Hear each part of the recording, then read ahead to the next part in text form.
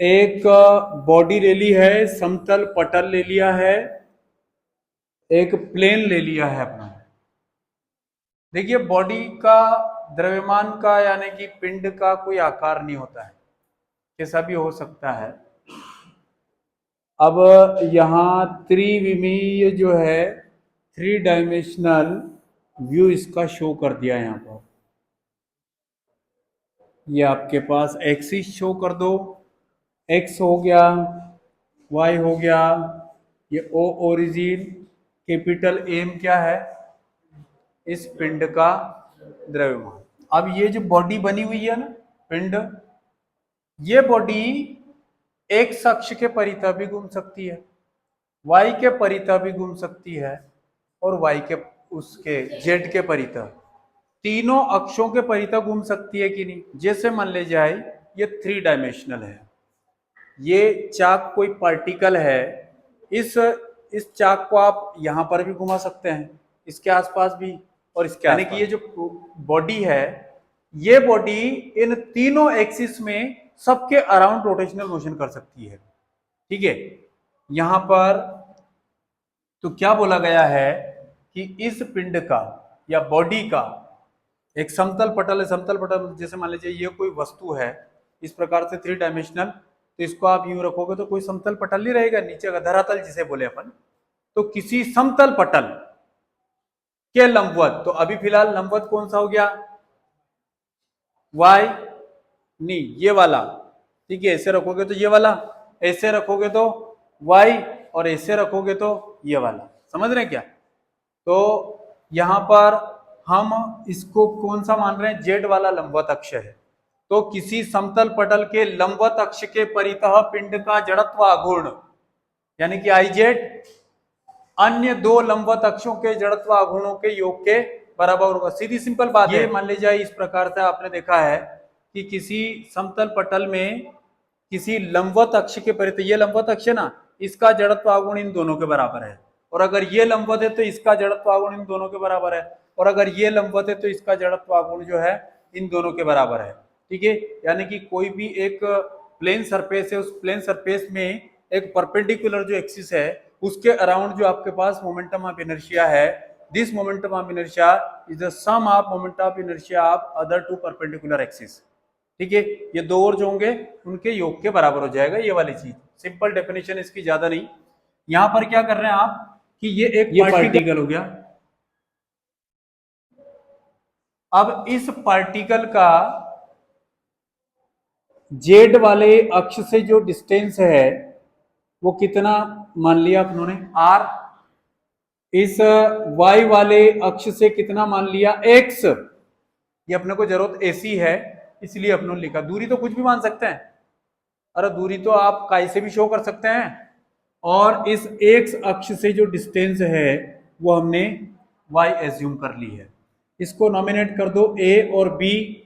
समतल पटल में स्मॉल एम द्रव्यमान का कोई कण कैपिटल पी है जिसकी तीनों अक्षों से दूरियां क्रमशः क्रमशः, यहां देखना, तीनों अक्षों का मतलब एक्स से दूरी वाई है, क्रमशः लिखो वाई एक्स तथा आर हो। तो लाइन पर ध्यान दो भैया, यहां देखें आप, ये जो कण P है ना, पार्टिकल, ये तीनों अक्षों के परितः बारी बारी घूम सकता है क्या। फिर से सुनो, ये कण इन तीनों अक्षों के परितः बारी बारी घूम सकता है। तो ऐसे तो बहुत सारे कण हैं इस वाले रिजिड बॉडी में। तो कण P का एक अक्ष के परितः जड़त्वागुण का फार्मूला एम आर स्क्वायर जानते हैं क्या अपन। एम मतलब उसका द्रव्यमान और आर मतलब उसकी रोटेशनल एक्सिस से डिस्टेंस हो गई है। तो यहां देखो आपकी कण P का एक्स अक्ष से दूरी कितनी ले रखी है अपनों ने, y। क्या करेक्ट है, ये चीज हो गई। अब यहाँ एक और लाइन लिख रहा हूं, तो कण के स्थान पर ऐसे बहुत सारे कण हैं, पिंड, तो पिंड का क्या हो जाएगा, ये आपके पास एम वाई स्क्वायर एक कण के लिए हुआ, तो समेशन लगा दो तो पूरे पिंड का हो जाएगा, कंफर्म है। और जड़त्व आघूर्ण मतलब आई, और किसके परितः, एक्स के परितः। इसको समीकरण नंबर 1 नाम दे दो, बस ये निकाल लो। तो अब यहाँ पर देखें, सिर्फ बोर्ड पर ध्यान दें आप, यहाँ हमारे पास एक्स के स्थान पर क्या हो जाएगा, पिंड का मोमेंटम ऑफ इनर्शिया, सही है क्या। अरे वाई में इज इक्वल टू समेशन, बोलो एम एक्स स्क्वायर हो जाएगा ना, दूरी वो थी, ये नंबर 2 होगी, बहुत सिंपल है ये। और दूसरा एक और जो बचा है, पिंड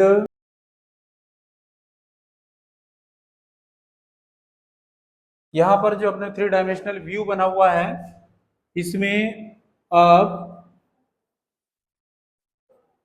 में हमारे पास समकोण त्रिभुज देखो, राइट एंगल समकोण त्रिभुज देखो रे भैया, कहीं दिख रहा है क्या, P B O, O A P, कोई सा भी हम पी बी ओ ले रहे हैं, तो ओ ये ए पी डायरेक्शन में एक्स है तो ओ बी में भी एक्स रहेगी, और पी बी में वाई है तो ओ ए में भी कौन रहेगा, वाई।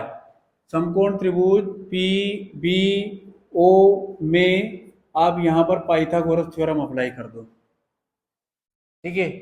तो कर्ण का वर्ग बोलो, कर्ण का वर्ग बोलो, यहाँ आर स्क्वायर, मतलब थोड़ा हिंदी में लिखो नहीं, ओ पी वर्ग, लंब कोण हो गया पी बी वर्ग, सही है, और आधार ओ पी वर्ग, सही है, सबको समझ में आ जाए सर।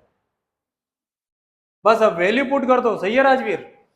हेलो, ये कौन है, आर की घात, ये कौन है, ये कौन है,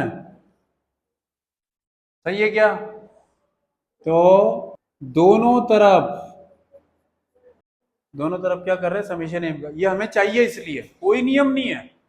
तो क्या हो जाएगा, यहां पर ध्यान दें आप, ये R square is equal to Y square plus में एक्स की घात 2, सही है, समेशन एम, समेशन एम, और यहां पर भी समेशन एम, करेक्ट है।